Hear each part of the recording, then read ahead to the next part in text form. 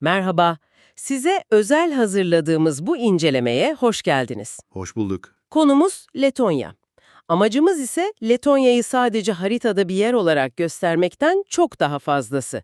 O halkın kimliğini, direncini, ruhunu anlamak istiyoruz. Kesinlikle. Antik Baltık kabilelerinden bugünün Avrupa Birliği üyesine uzanan bu hikayenin derinliklerine inmeye hazır mısınız? Haydi bu konuyu tüm yönleriyle ele alalım. Harika bir başlangıç. Çünkü Letonya hani genelde komşularıyla birlikte anılır ya. Evet, Baltık ülkeleri der geçeriz. Aynen. Estonya, Litvanya ve Letonya. Ama kaynakları şöyle bir inceleyince görüyoruz ki kendine has, çok katmanlı ve açıkçası çoğu zaman acı dolu bir hikayesi var. Bu belgeler de o hikayenin parçalarını birleştirmemize yardımcı olacak. Müthiş bir fırsat sunuyor. O zaman en temelden coğrafyadan başlayalım. Haritayı açtığımda benim gözüme ilk çarpan şey konumu oluyor. Hmm, Baltıkların tam ortasında, kuzeyde Estonya, güneyde Litvanya, doğuda da Rusya ve Belarus gibi iki dev komşu arasında kalmış gibi. evet, biraz sıkışmış bir coğrafya. Kaynaklar arazinin dalgalı bir ova olduğunu söylüyor. Yani öyle Alpler gibi yüksek dağlar beklememek lazım. Kesinlikle yok. Hatta şöyle söyleyeyim, en yüksek noktası Geizinkans Tepesi sadece 311 metre. 311 metre mi? Evet, yani Türkiye'deki ortalama bir tepeden bile daha alçak. Bu düz ve alçak coğrafya, ülkeyi nehirler ve göllerle dolu bir ağa dönüştürmüş.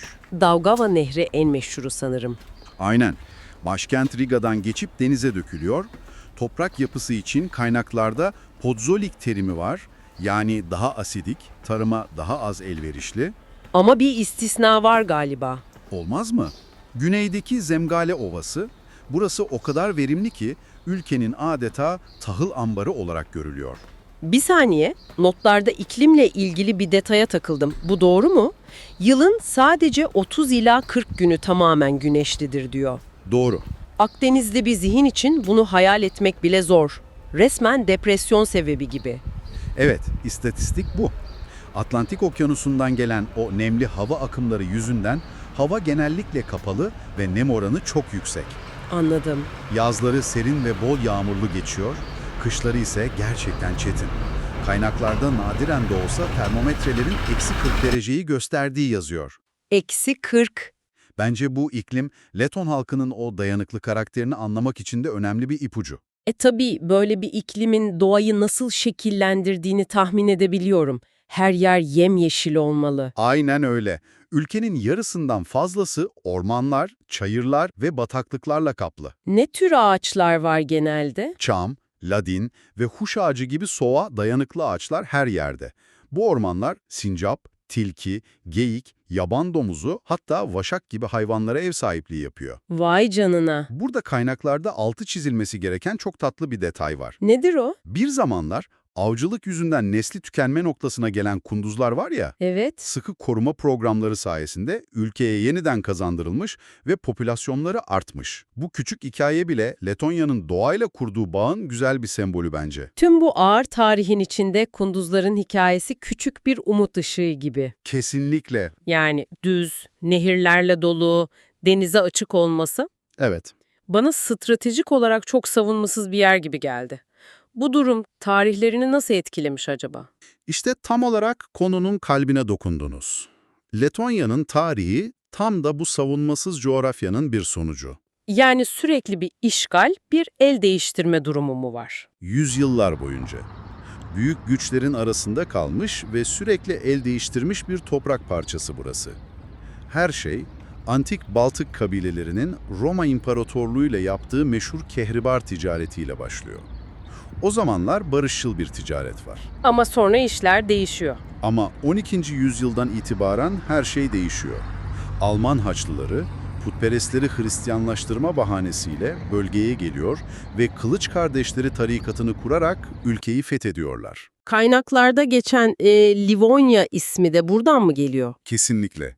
Almanlar bölgeye Livonya adını veriyor ve yüzyıllarca sürecek bir Alman aristokrasi hakimiyeti başlıyor. Peki yerli halka ne oluyor? Yerli Latonlar serf yani toprağa bağlı köylü statüsüne indiriliyor. Bu dönemde Riga, 1282'de ünlü Hansa Birliği'ne katılarak Baltık'ın en önemli ticaret merkezlerinden biri oluyor. Ama zenginlik Almanların elinde. Aynen öyle. Alman tüccarların elinde. Yerli halk kendi toprağında ikinci sınıf vatandaş. Sonraki yüzyıllarda ise Leistan-Litvanya Birliği ve İsveç arasında sürekli bir güç mücadelesine sahne oluyor. Ve anladığım kadarıyla 18. yüzyılda sahneye en büyük oyuncu çıkıyor. Rusya. Rusya, evet. 1. Petro'nun o meşhur Baltık'a bir pencere açma hayali Letonya'nın kaderini tamamen değiştiriyor. Nasıl yani? Bu neredeyse 200 yıl sürecek bir dönem. Bu baskı altında kimliklerini nasıl koruyorlar? İşte ironik olan da bu. Bu baskı Leton ulusal kimliğinin fitilini ateşliyor. 19. yüzyılda onlarda da bir ulusal uyanış başlıyor. Diğer Avrupa milletleri gibi. Tam olarak. İlk defa Letonca gazeteler basılıyor, korolar kuruluyor, halk şarkıları derleniyor, biz Alman değiliz, Rus değiliz, biz Letonuz demeye başlıyorlar. Bağımsızlık fikri de o zaman mı doğuyor? Fikir ilk kez 1905 Rus devriminin kaosunda yüksek sesle dile getiriliyor. Ve o fikir, Birinci Dünya Savaşı'nın bitimiyle 18 Kasım 1918'de ete kemiğe bürünüyor. Evet, Ama 20. yüzyılın hikayesi onlar için hiç de kolay olmamış. Kaynakları okurken insanın kanı donuyor gerçekten. Gerçekten de öyle. Bu tarihin en trajik dönemlerinden biri. Bağımsızlıktan sonra 1934'te Karlis Ulmanis'in kurduğu otoriter bir rejimle demokrasi rafa kaldırılıyor. Ve sonra 2. Dünya Savaşı felaketi. Aynen. 1939'daki Molotov-Ribbentrop Paktı'yla Nazi Almanyası ve Sovyetler Doğu Avrupa'yı aralarında paylaşıyor. Letonya da Sovyetlerin payına düşüyor. 1940'ta işgal ediliyorlar. Kızıl Ordu ülkeyi işgal ediyor ve tarihe terör yılı olarak geçen bir dönem başlıyor. Sadece bir yıl içinde ülkenin beyin takımı olan aydınlar, subaylar, politikacılar dahil 35 bin kişi tutuklanıp Sibirya'ya sürgün ediliyor. 35 bin kişi bir yılda. Bu neredeyse orta boy bir şehrin nüfusu demek. Ve trajedi bununla da bitmiyor. Bitmiyor. 1941'de bu kez Naziler ülkeyi işgal ediyor. Bu dönemde de Letonya'nın Yahudi nüfusu sistematik bir soykırıma uğruyor. 65 bin ila 75 bin Letonya Yahudisi katlediliyor. İnanılmaz rakamlar. Savaş 1944'te bittiğinde ise Sovyetler geri dönüyor ve bu kez yaklaşık 50 yıl sürecek ikinci bir işgal dönemi başlıyor. Peki bu sefer ne oluyor? Savaş sonrası dönemde en az 140 bin kişi daha ya sürgün ediliyor ya da ormanlara çekilip direnişe devam ediyor. Orman Kardeşleri adıyla biliniyorlar. Kaynaklarda bire Ruslaştırma politikasından bahsediliyor. Bu sanırım en derin yaraları açan şey olmuş. Tam olarak bu. Yani sadece siyasi bir işgal değil, aynı zamanda kültürel bir yok etme çabası. Kesinlikle. Sovyet yönetimi, ülkenin demografik yapısını bilinçli olarak değiştirmek için Sovyetler Birliği'nin dört bir yanından, özellikle Rusya'dan yüz binlerce insanı Letonya'ya yerleştiriyor. Amaç ne peki? Amaç, Leton kimliğini seyreltmek ve Moskova'ya sadık bir nüfus yaratmak. Sonuç ne oluyor peki? Sonuç o kadar dramatik ki, 1935'te %75 olan etnik Letonların oranı 1989'da %52'ye kadar düşüyor. %52 mi? Evet, düşünsenize, kendi ana vatanınızda azınlık olma korkusuyla yaşıyorsunuz. Letonya'nın bugünkü dil ve vatandaşlık politikalarını anlamak için bu kolektif travmayı hissetmek gerekiyor. Her şeyin temelinde bu bir daha asla düşüncesi var yani. Kesinlikle. Peki bu karanlık döngü nasıl kırıldı? Bu kadar baskıdan sonra bağımsızlık ateşi nasıl yeniden alevlendi? Cevap yine kültürde saklı. 1980'lerin sonunda hani Gorbaçov'un Glasnost ve Perestroika politikaları vardı ya, Evet, o yumuşama dönemi. o özgürlük ortamında Letonya'da şarkı söyleyen devrim adı verilen barışçıl bir direniş başlıyor. Şarkı söyleyen devrim mi? Aynen. İnsanlar Sovyetlerin yasakladığı vatansever halk şarkılarını söylemek için meydanlarda toplanıyorlar. Bu silahsız, kansız ama inanılmaz güçlü bir başkaldırı. Ve işe yarıyor. Ve Ağustos 1991'de Sovyetler Birliği'nin dağılmasıyla, tam bağımsızlığın yeniden kazanılmasıyla sonuçlanıyor. Letonya yüzünü hemen batıya dönüyor ve bu kararlılığını 2004'te hem Avrupa Birliği'ne hem de NATO'ya üye olarak taçlandırıyor. Şarkılarla yapılan bir devrim. Bu, kültürün bir ulus için ne kadar hayati olduğunun en güzel kanıtı. Kaynaklarda Dayna adı verilen halk şarkılarından bahsediliyor. Anladığım kadarıyla bunlar Leton kimliğinin DNA'sı gibi bir şey. Mükemmel bir benzetme. Daynalar genellikle 4 mısradan oluşan aşk, doğa, mitoloji, doğum, ölüm gibi hayatın her anını anlatan milyonlarca halk şarkısıdır. Milyonlarca mı? Evet, milyonlarca. Bunlar nesilden nesile sözlü olarak aktarılmış ve Letonların dünya görüşünü, değerlerini ve kimliğini korumalarını sağlamış. Bir de ulusal destanları var sanırım. Tabii, bu daynalardan ilhamla yazılmış ulusal bir destanları bile var. Lacheplasis yani ayı avcısı. Yabancı işgalcilere karşı savaşan yarı insan, yarı ayı bir kahramanın hikayesidir bu. Leton direniş ruhunun sembolü. Tam olarak o. Peki az önce bahsettiğimiz Sovyet dönemi demografik mühendisliği sonrası bugünkü nüfus yapısı nasıl? O hassas denge korunuyor mu? Bugün nüfusun yaklaşık %62'si etnik Leton, %25'i ise Rus. Bu Avrupa'daki en büyük Rus azınlık oranlarından biri. Bunun yansıması nasıl oluyor günlük hayatta? En net yansıması dilde görülüyor.